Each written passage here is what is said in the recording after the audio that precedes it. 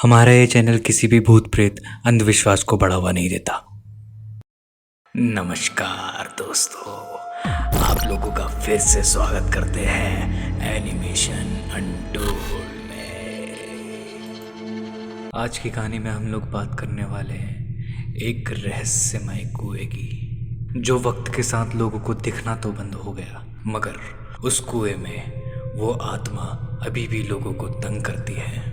सन 2012 की बात है। होली का ही दिन था। अभी अभी मूरख शहर में एक नई सोसाइटी का आगाज हुआ था। होली की तैयारी जोरों शोरों से चल रही थी। सब बच्चे रंगों से खेल रहे थे। नई सोसाइटी होने के कारण वहाँ पानी की सप्लाई थोड़ी कम हो गई थी, जिस कारण होली के टाइम पर पानी का उपयोग थोड़ा कम किया जा रहा था। राहुल और ज्योति, जो उस सोसाइटी में नए नए आए थे, वो भी होली में शामिल थे। उनका बेटा कपिल अभी अभी 8 साल का हुआ था और बच्चों के साथ खुशी से खेल रहा था। खेलते खेलते उसे पता भी नहीं चला और उसकी पिचकारी में पानी ख़त्म होने लग गया।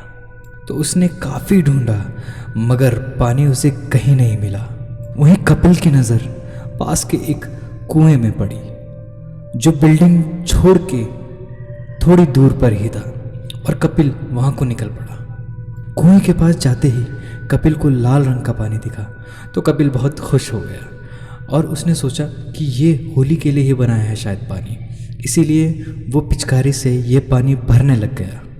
कपिल अपनी पिचकारी भरते ही वापस बच्चों के साथ शामिल हो गया और खेलते खेलते कपिल ने सारा पानी बच्चों में डाल दिया। होली ख़त्म होने के बाद बच्चे खुशी खुशी अपने घर चले गए। अगले दिन सोसाइटी में सारे बच्चे बीमार पड़ गए।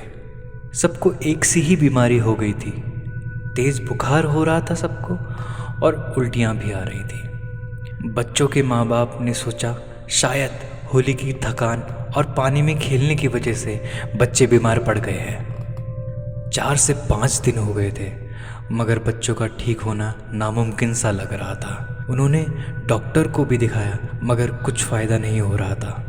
वहीं पर दूसरी तरफ कपिल भी अजीब सा बर्ताव करने लग गया था। वो ना किसी से बात करता अच्छे से और ना खाना खाता, और एक ही शब्द बड़बड़ाता रहता कि मुझे कुएं से बाहर निकालो, मुझे कुएं से बाहर निकालो। राहुल के चाचा भी कपिल को देखने के लिए उनकी सोसाइटी में आए थे।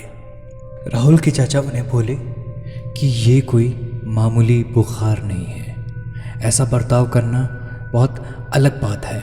उन्होंने बोला कि ये ऊपरी शक्ति है कोई।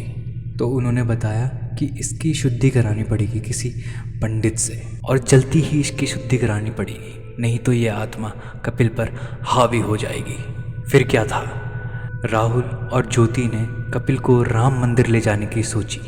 राम मंदिर पहुंचते ही कपिल की शुद्धि का कार्यक्रम शुरू हो गया। जब पंडित शांति पूजा कर रहे थे, तब एक बच्चे की आत्मा प्रकट हो गई। लोग वहां डर गए। फिर पंडित ने पूछा उस आत्मा से कि तू कौन है और इस बच्चे को क्यों पकड़ रखा है तूने। फिर उस आत्मा ने बताया कि उसका नाम है लालू, और बताया कि मैं उसी लाल कुएं में रहता हूँ। फिर उसने अपनी आगे कहानी बताई। उसने बताया कि 1994 में होली का ही समय था। पानी की समस्या उस समय भी बहुत थी। पानी भरने के चक्कर में वह उसी कुएं में गया हुआ था। पानी भरते समय उसका पैर फिसल गया और वो कुएं में गिर गया, और वहीं तड़प कर उसकी मौत हो गई। तब से वो वहीं रहता है। फिर पंडित बोला, अगर तू इस बच्चे को छोड़ देगा तो मैं तुझे मुक्ति दिला दूंगा। फिर क्या था, पंडित ने उस कुएं में भी शांति पूजा करवाई और उस आत्मा को मुक्त करा दिया। आत्मा की मुक्ति होते ही सोसाइटी के सारे बच्चे स्वस्थ हो गए।